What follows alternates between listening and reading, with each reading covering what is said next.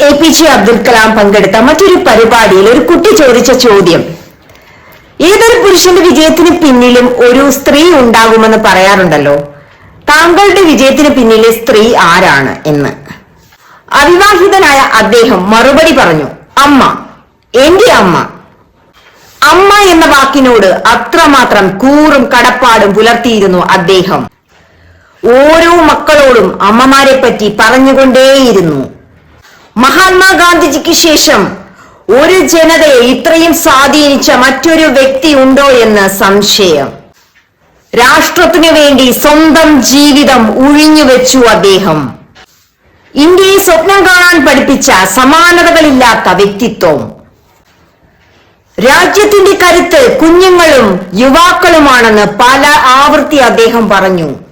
രാമേശ്വരത്ത് നിന്ന് രാഷ്ട്രപതി ഭവനിലേക്കും അവിടെ നിന്ന് രാജ്യത്തിന്റെ ഹൃദയത്തിലേക്കും സ്ഥിരപ്രതിഷ്ഠ നേടിയ ജീവിതം.